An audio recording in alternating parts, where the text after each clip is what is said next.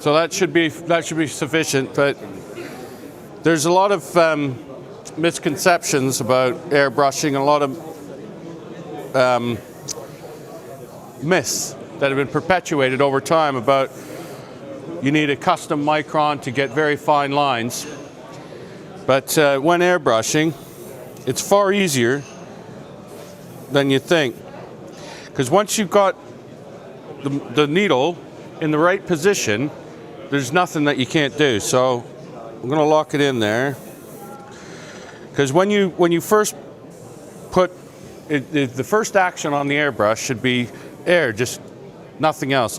So then you introduce the paint, and it atomizes the paint as you go along. And there's a little trick I'll show you for free. Is you can get very fine lines when you got to be careful when you do this. But as you can see, I was getting lines like that just by spraying normally. But if you take the nozzle cap off,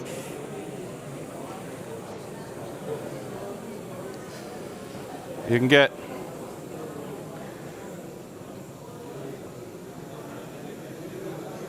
even finer lines. And if you vary the pressure, it's as simple as varying your pressure from the compressor.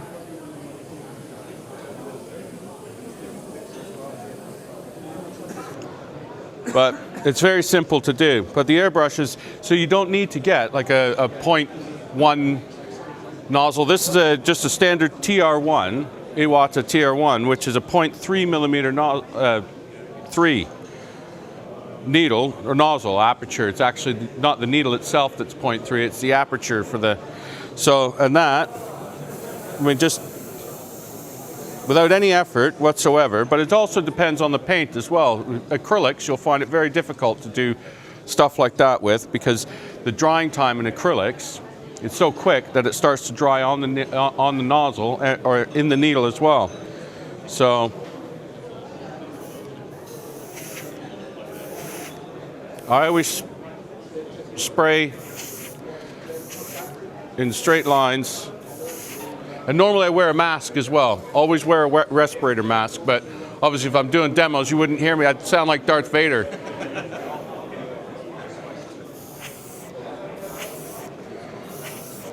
And I'm spraying it a little lower than I would normally, because I don't want to get too much of the toxic fumes all around us. But normally, I'll give it a quick blast. Normally, I would spray it like so, because it's a technique called spraying it wet.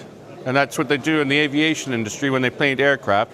You spray it wet because you want it as glossy as possible. And so, because if you spray it very fine, it doesn't come out at all.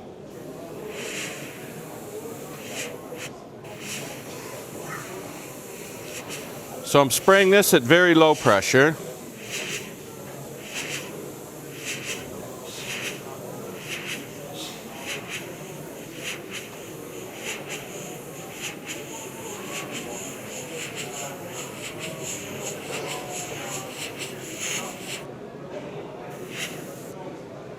And as you can see, I've sprayed the back part there, and that's at a low pressure.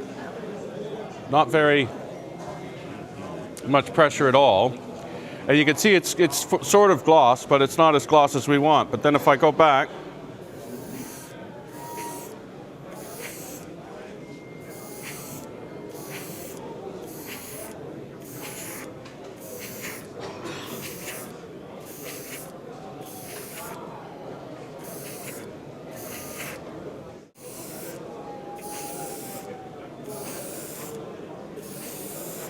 and quick, deliberate strokes.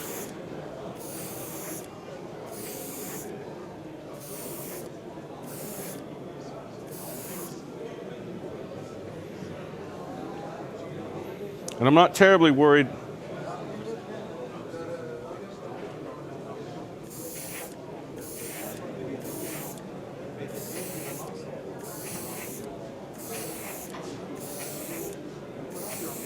You don't want to spend too much time in one area, because very quickly you'll find that it pools and puddles and you'll get drips and all that all over the place. But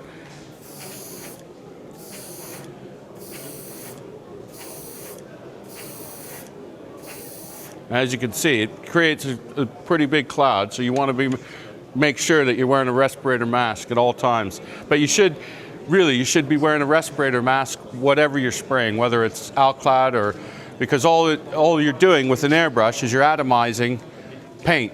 And what that means is that it doesn't matter if it's acrylic, because a lot of people's misconceptions about acrylic is that the myth that it's not as bad for you. But in my opinion, in many ways it's worse, because people underestimate the health hazards associated with acrylic paints.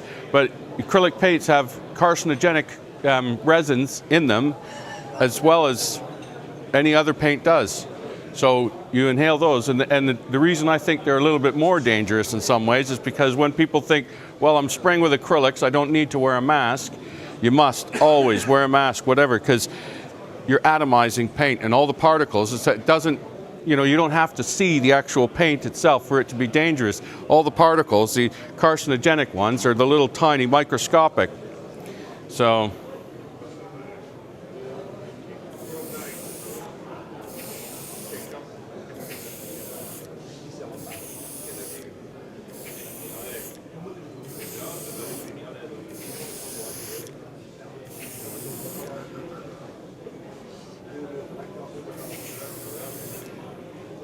there's a great many factors that will affect your spraying as well, because I've had this in the box, and I've literally just taken it out maybe 10 minutes ago, and if you look closely, you can see all the particles that have already settled on it. So the air in here, in this room, is quite dusty, because that's going to show up on the finish of the when I put the Alclad on it.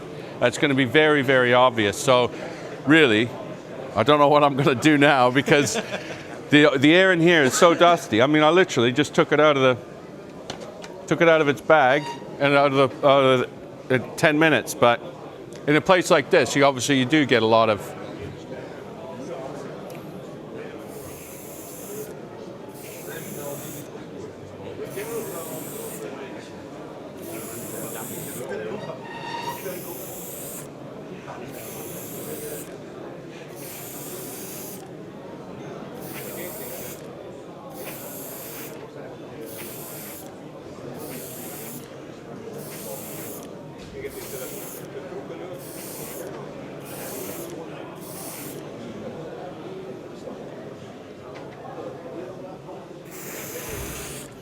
And the other thing is, I always spray close to the model, which helps because Alclad dries very quickly, in the time that the further you spray away from the model, the more the paint's going to dry. And so, if you spray back far enough, the pigments are going to be dry by the time they hit the model. So that's how you get that texture, a really rough texture, because there's dried pigments hitting the surface of the model, with the wet stuff as well. So I always spray about 2 centimeters away from the model, maybe 3 centimeters. Okay, that's that. Right. And this is Alclad Airbrush Cleaner. Should have opened these beforehand. There we go. And while I'm moving along and painting, I never take very long.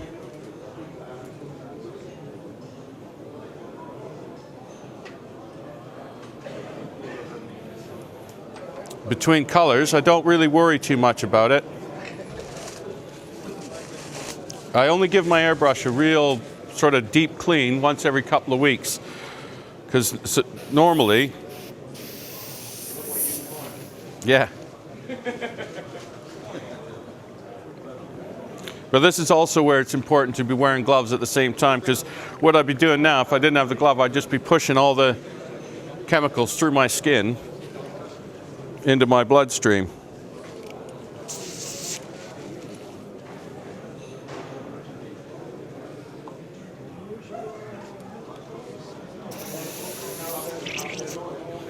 That's sufficient. So just a little, not very much in the cup. Just a little bit like that. And then I make sure that I've fully depressed the lever before I stick it on the cloth, or if I want to clean the nozzle while I'm at it, and it blows back, but while it's doing that, it cleans out. I can clean off the tip of it, and then you know it's done all right because I've been blowing it back, and nothing black is coming back through. So that's sufficient, and that's ready for the next color.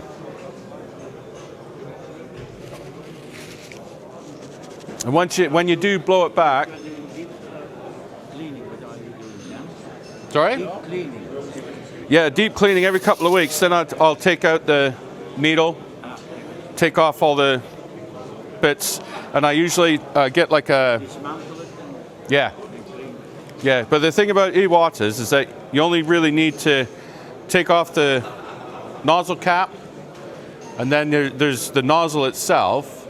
You can take that off, take the needle out, and that's about it. Yeah.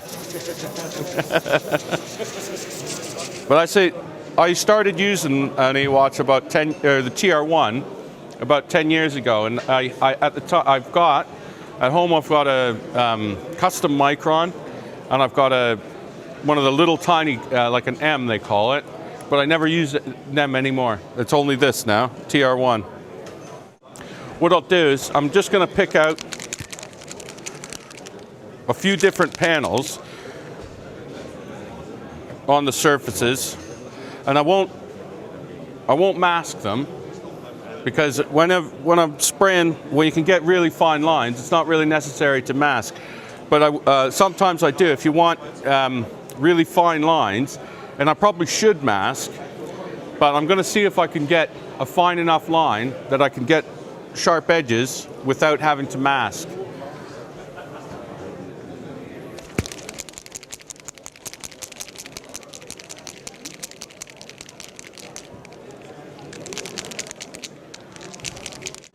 Like I was saying earlier, pipettes are the best way to transfer paint, because I don't know if you've ever had it yourself, but I always used to get the tops of the paint and you'd never be able to open them. Or the Tamiya's like that. Those Tamiya pots are almost impossible to get open once they've... Okay.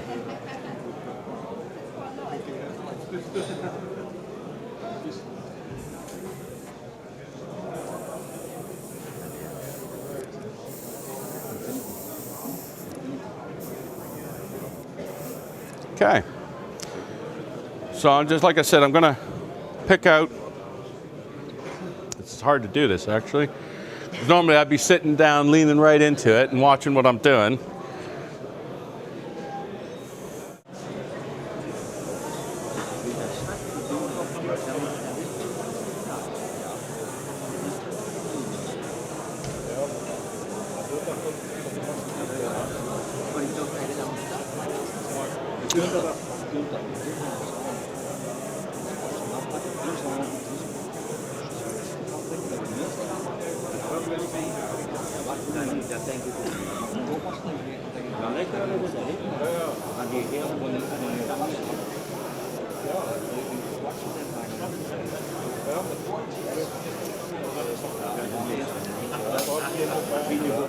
Now I'll try some of the white.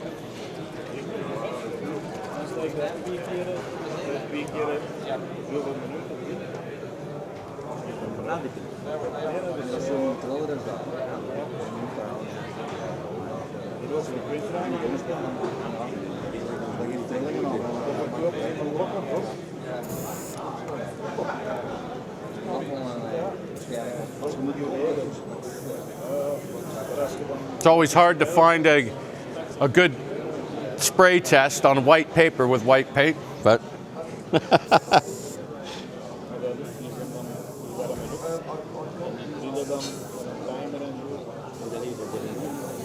okay.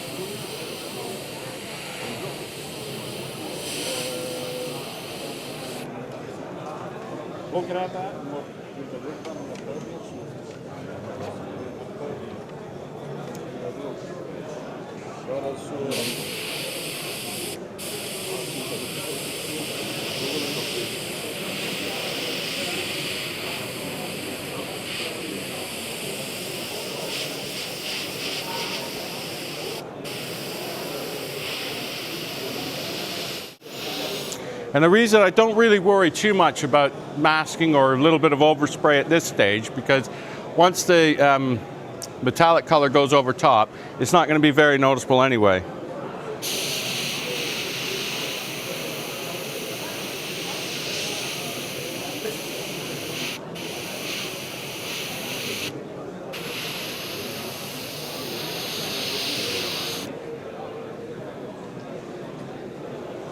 Okay.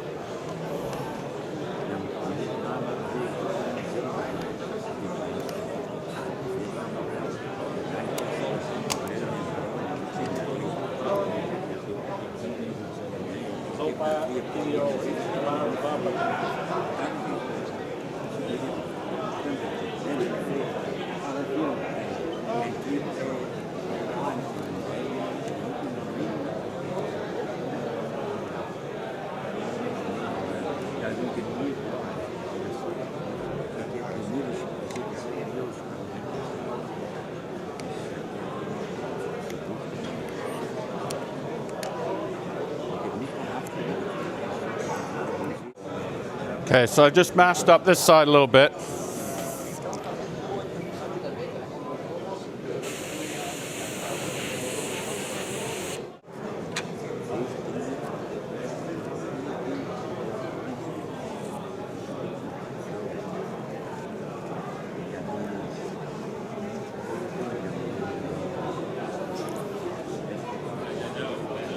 Okay, and then you can see, it's a good example actually here of how the particles, even if you don't notice them or see them, but they're there.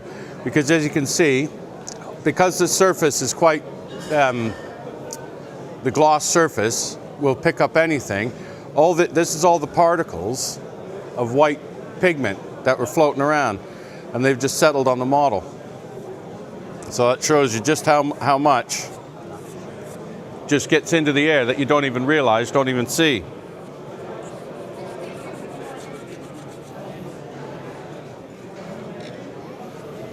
And the good thing about the Alclad primer is you can start, it dries so quickly, you can start polishing, buffing, and doing that almost straight away.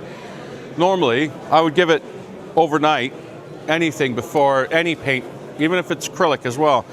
I always suggest giving it overnight to dry, so it really does dry solid. And that way you can be quite aggressive in your polishing, buffing, whatever, and not worry about you know, getting the pigments all built up. And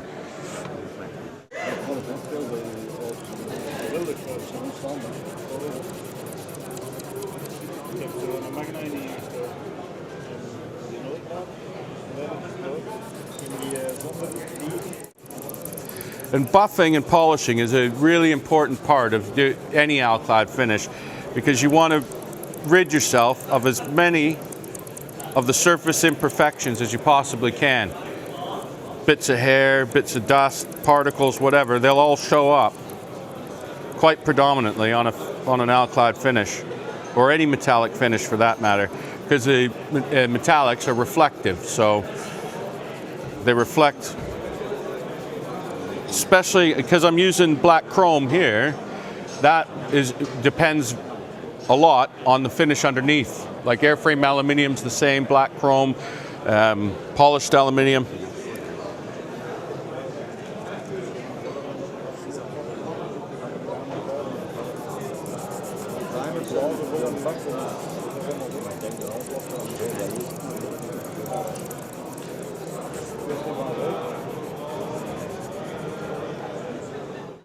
So, very light.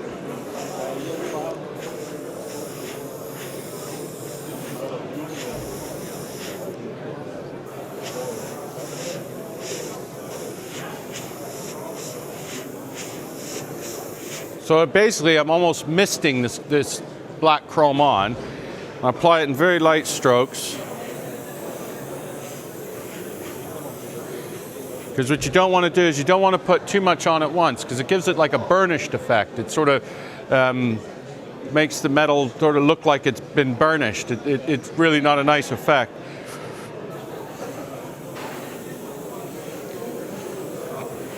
So it's just a light.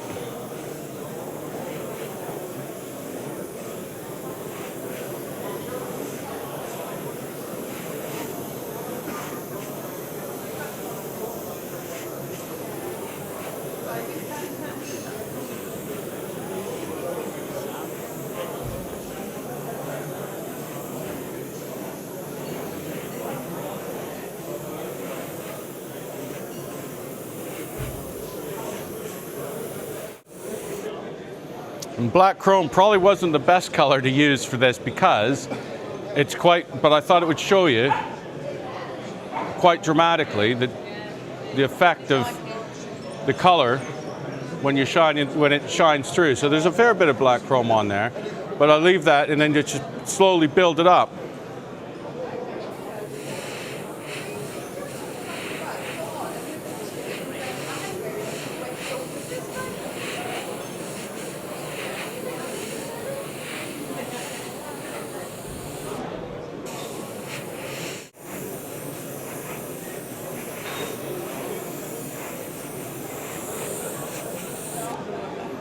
There you can start to see it starting to come around a little bit.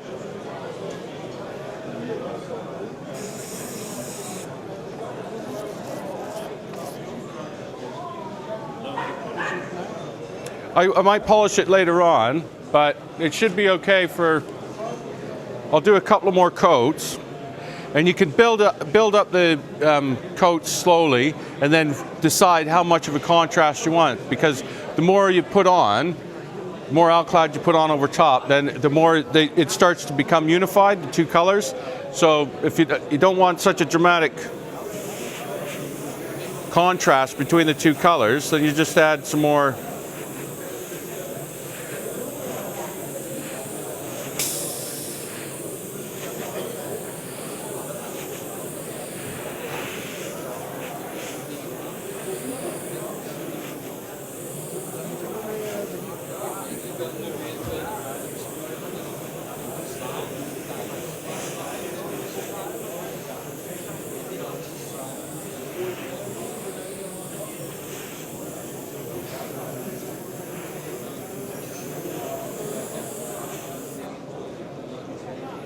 There's color, the difference is starting to change, starting to get reduced a bit.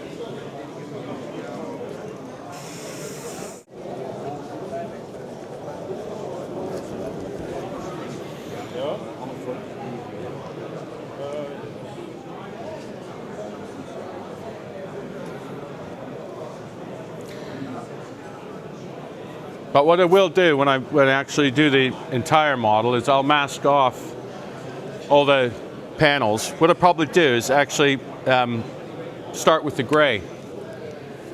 Paint all the panels and all that I want gray, and then mask those over, because it'll save a lot on masking tape. So rather than cutting out, I'll just leave them on and then spray the rest gloss black.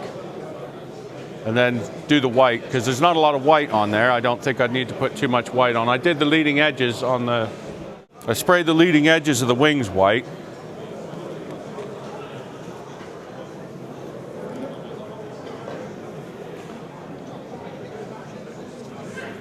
And I might mask one of these panels, random one on either side, and spray them gray and see how that comes up. But the reason that at this point the finish is going to start to become, when I apply more to it, more black chrome, the finish is going to become deeper, because what I'm doing now is also buffing the pigment straight into the primer. So it's now, this layer is becoming part of the actual primer coat. And so the following layers are going to be a little bit more lustrous.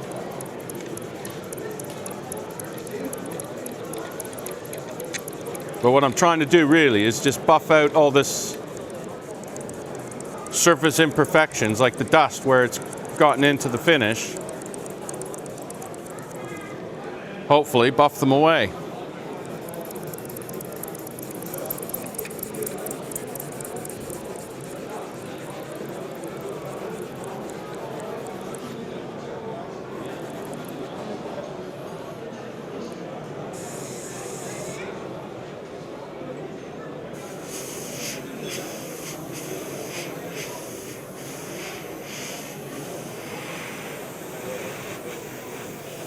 But hopefully what this will prove is that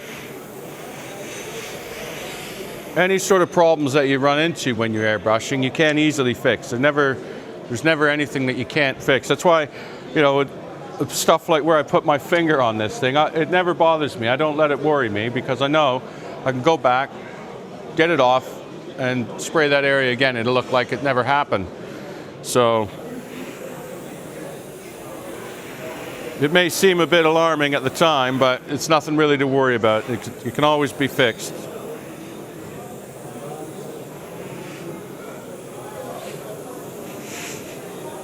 And oftentimes, it's the way I find out some different sort of techniques for getting different effects, like when you're at the weathering stages, and then you see, oh, well, if I do that, then this happens, and you find out some really interesting different sort of techniques just by accident half the time.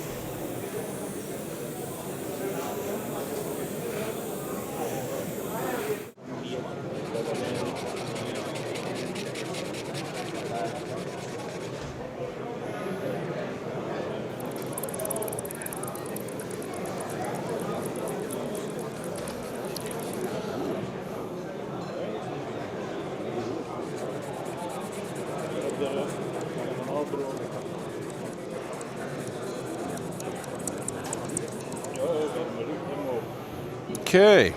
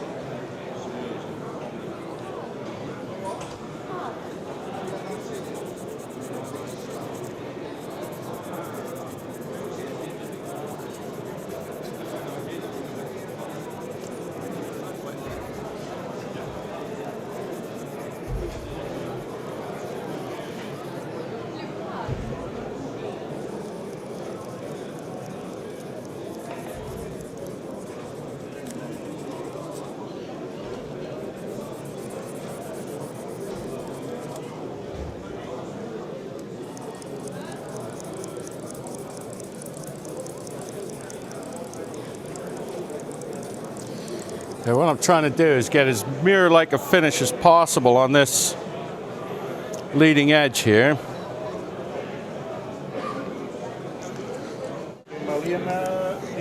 So that looks about the right sort of, that's about the right level of smooth.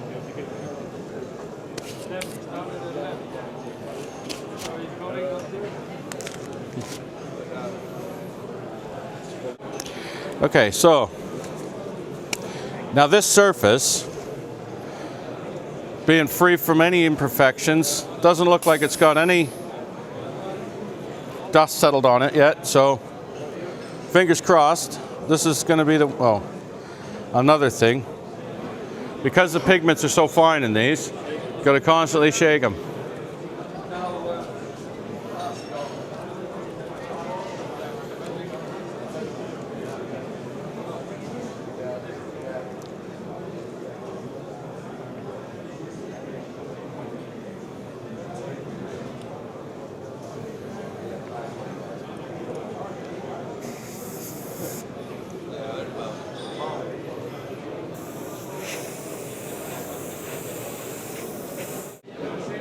It'll be hard to see as it builds up.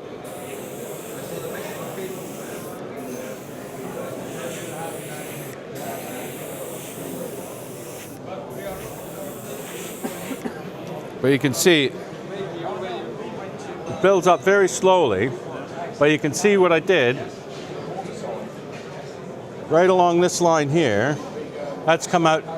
I got impatient and sprayed a little bit too much, so that's come out, and it's that burnished effect that I was talking about. So with Alclad, there's no substitute for just being patient and building it up slowly. There you see. So as it slowly builds up, it starts to take on give a convincing sort of metallic effect. But with the black chrome, because of the reflective nature of it, it depends, a lot of it at this stage, it depends on what light you're holding it in as to how it's looking. All right.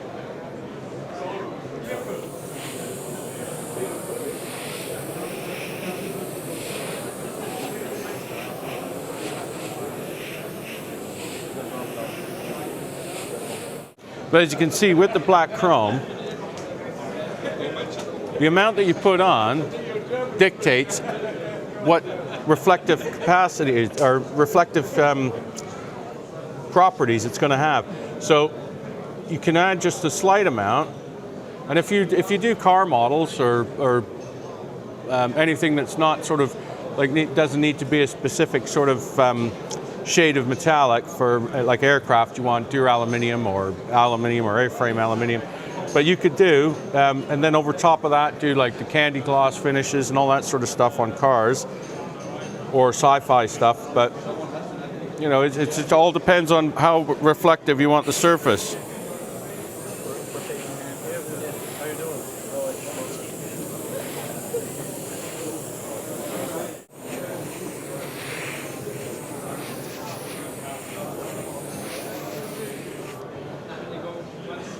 Almost there.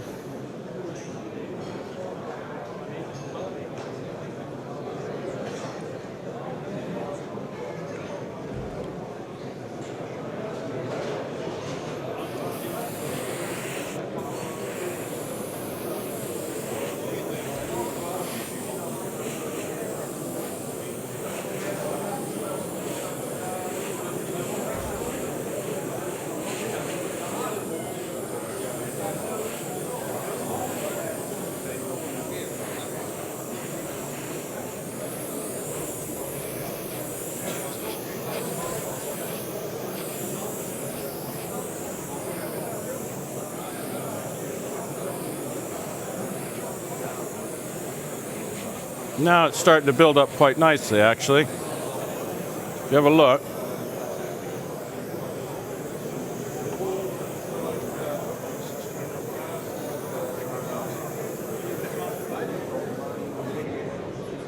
But yeah, it's starting to come around a little bit there.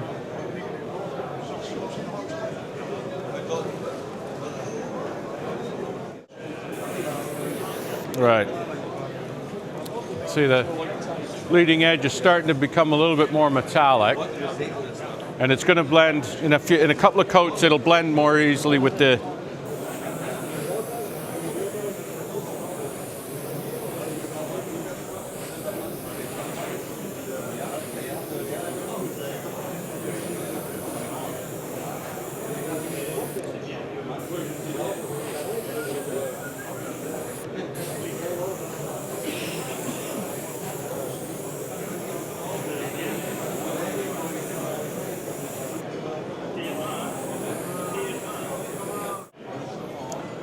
Well, I think that should do it. So, a little bit of tonal variation, but you can see where the black chrome has come on the polished black finish.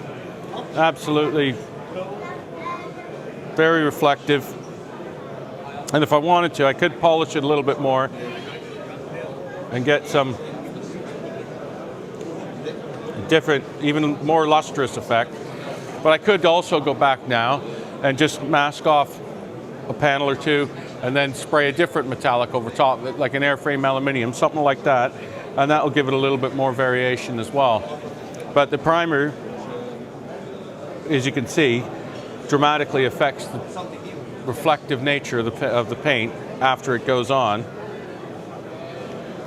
which you can vary.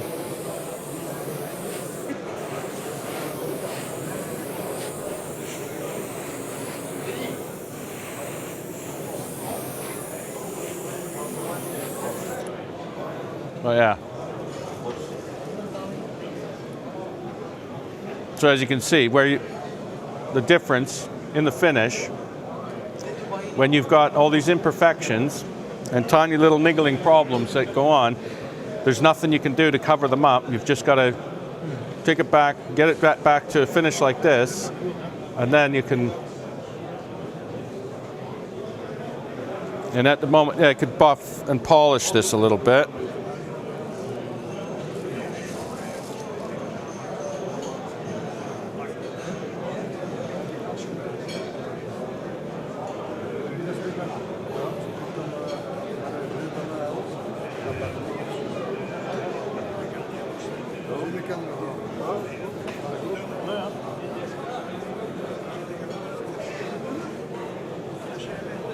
If I just give it a little buff and polish, I can bring up the shine even more.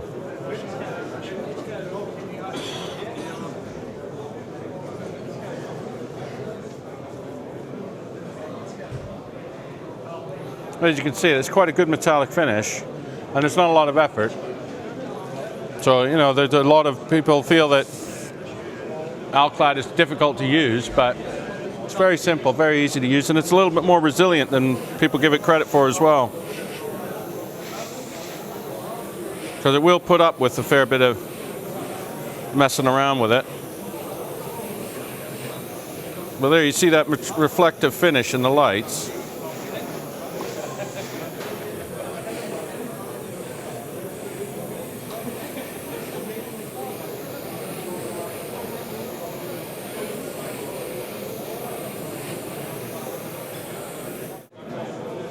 And what that's doing while I'm buffing and polishing it on top of the spray is it's helping bind the pigments to the surface, so it's getting an even deeper shine. So every time I add some more,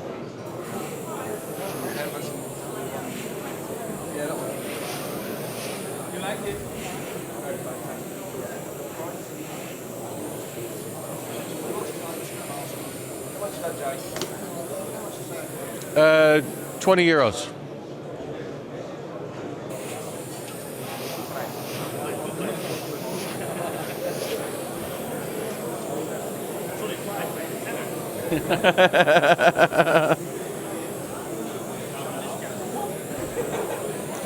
There you can see as I slowly build it up,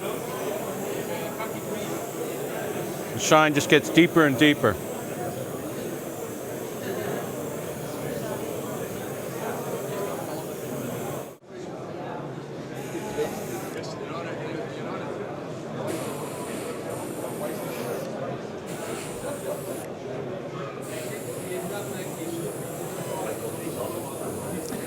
But like I said, the key is just taking time to build it up slowly. Because if you try and get too much on there at once, then you'll end up with that burnished effect that I was talking about. You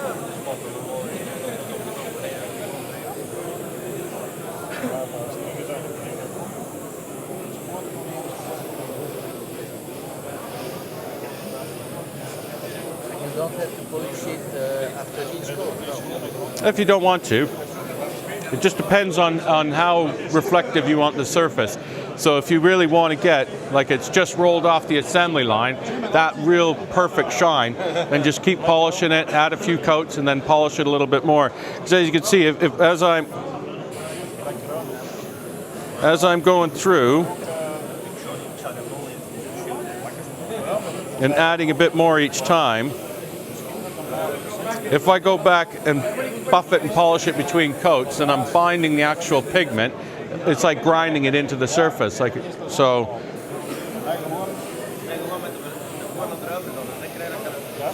But I'm really pleased with how this.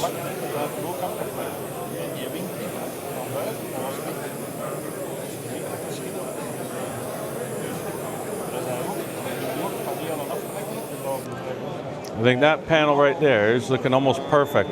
You see it in the light. If I can get a good reflection on it in the light, it does look metallic. It really does. It comes up. But that's all just down to the surface and how much preparation you do. Because you can see where, well, on this one, it's a good example of where the surface wasn't perfect to start with. So this is a good example of how it can go wrong, but it is fixable. So, I mean, it's not difficult to fix.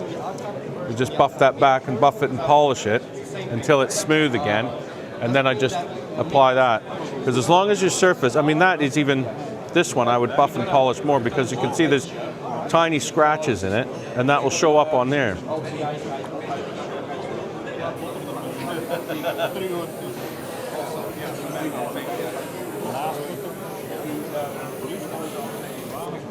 But I can easily, and the good thing about Alclad is that the drying time is so quick, I can just start straight away buffing and polishing it.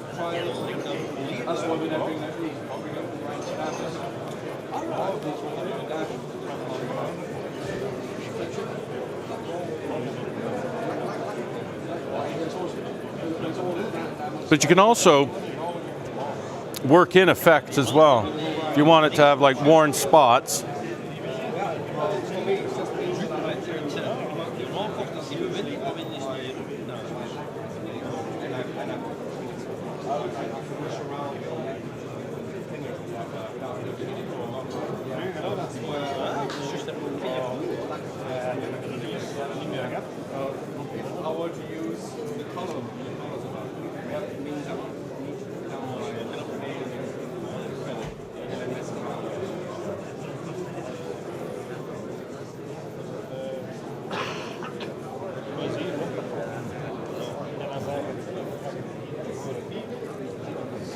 and then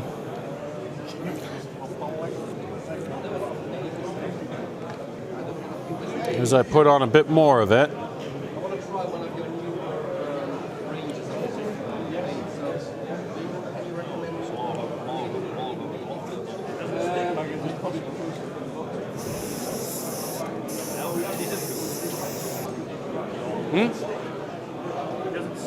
no, it dries quick enough that you just buff it and polish it straight away.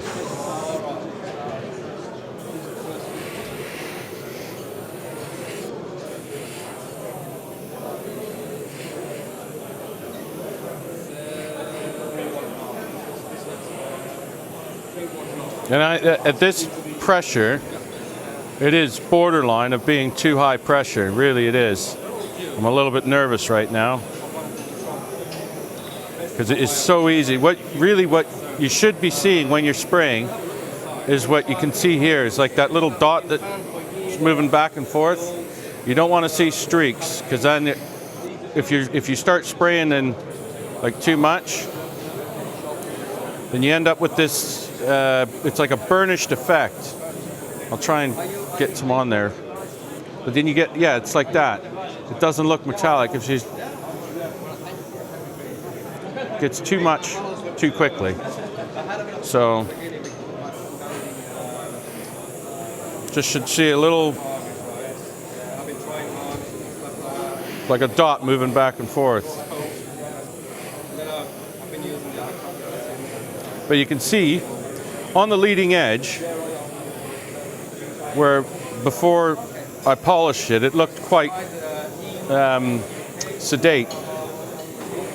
Not very bright, not very polished, but if I give it a little bit of a rub and then apply some more,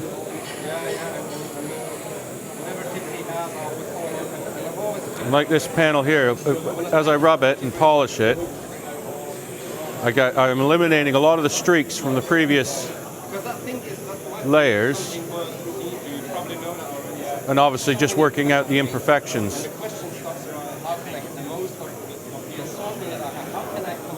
that the Academy kit?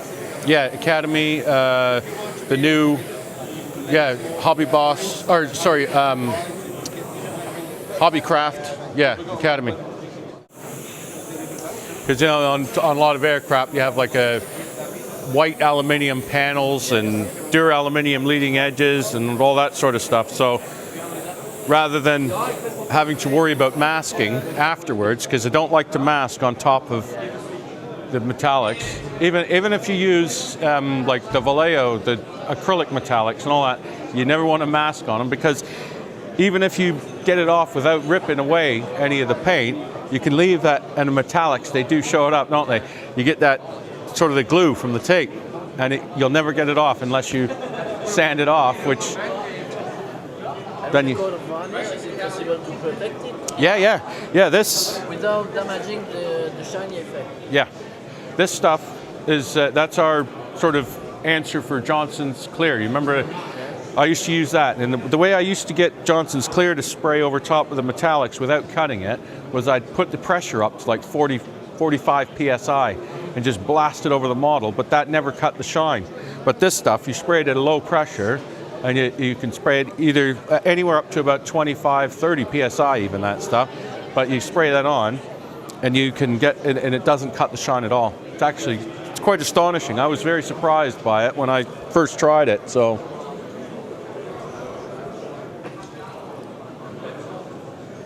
But as you can see, it's just slowly, it's a matter of slowly building it up.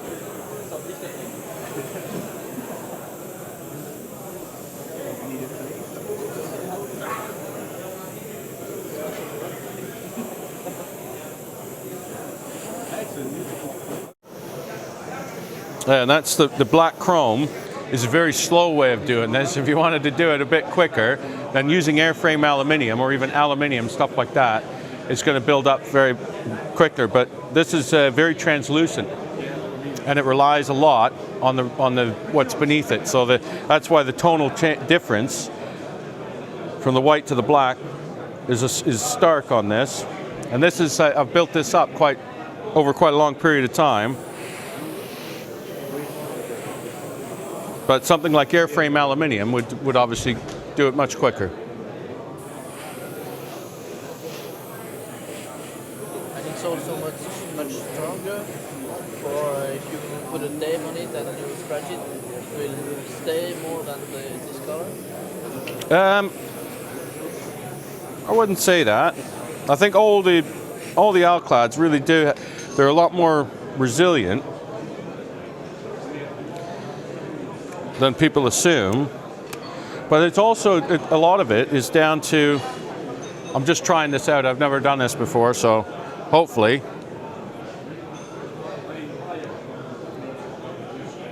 I mean, it'll take some of the, you can see where it's taken off a bit of the remaining powder, pigment, the dried pigment from the top, but if you go, you're going to do that anyway with whatever it is. But when it comes to masking tape, lifting stuff, a lot of that is more down to the surface before you've put the paint on, because if you have like a rough texture, a rough surface, then there's something for that, the paint finds it hard to grip. And then when the masking tape lifts that off, the paint's not gripped to the surface. But if you've got a very smooth finish, the masking tape won't grip anything. So, but it's a lot of misconceptions about using Alclad. And the only one that really has any truth to it is the smell, but that's unavoidable, because if you're going to use something that works well, then it's going to have to smell. But when you're using anything, spraying anything, you really should be wearing a respirator mask, because all you're doing is atomizing paint.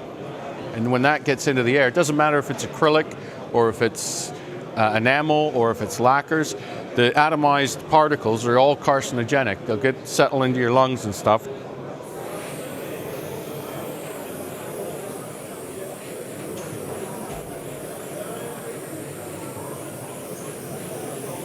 But before I would mask, do anything like that, then I give this surface a little polish to make sure that there's nothing that the tape will itself get a hold of, and then take the paint with it. But yeah. So I'm quite pleased with that section there, really. And then I would go back later on and I would buff and polish the bleeding edge a little bit in here. And I might try to get some of the scratches out as well, because I could do. If I, with like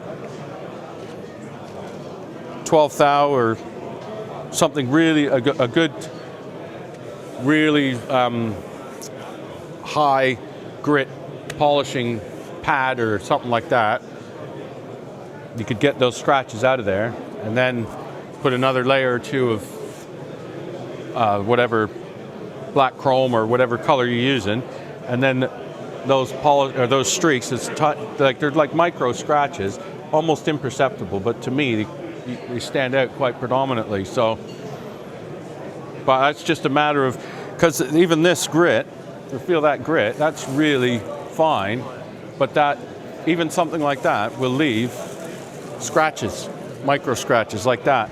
That's all that is. It's just the grit on this. So it's baby skin. Yeah. Polish it with a baby's bum. Yeah. So that's an example of that. And then, what I'll do is I'll give this a little bit of a clean, and I'll put some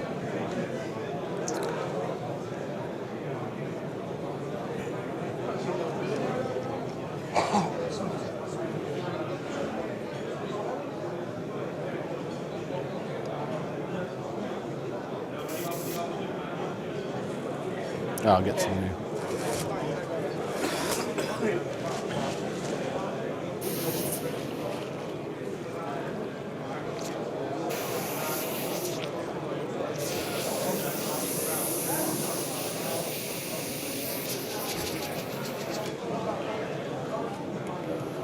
I'll show you how this aqua gloss goes on. Aqua gloss.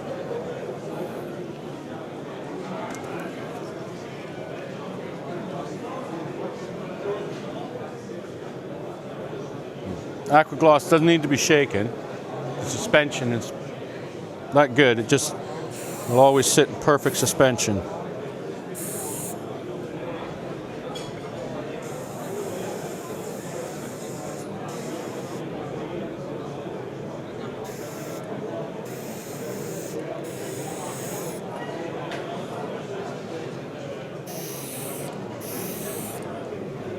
Okay.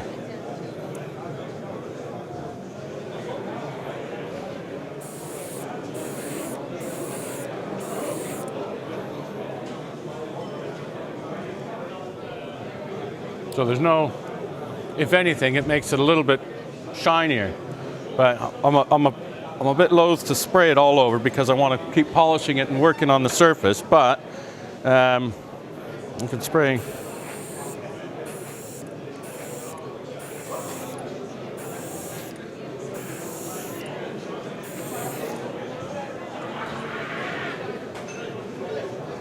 It's a varnish. Yeah. It's a acrylic, water-based varnish that we used to substitute for Johnson's Clear when that got canceled or finished. then we come out with this. But it's actually, in my opinion, it's far superior because you don't have to, because I used to have to spray the Johnson's Clear at quite a high pressure to make sure that it was, that it went on properly and didn't cut the shine. But as you can see there, I mean, I've just quickly sprayed that on there. Not a very high pressure at all. And that panel,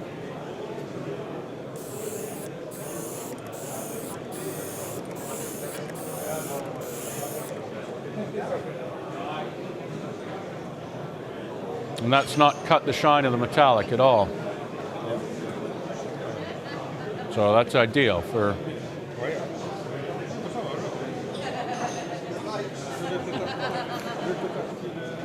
Good. So does anyone have any questions? Any questions? No?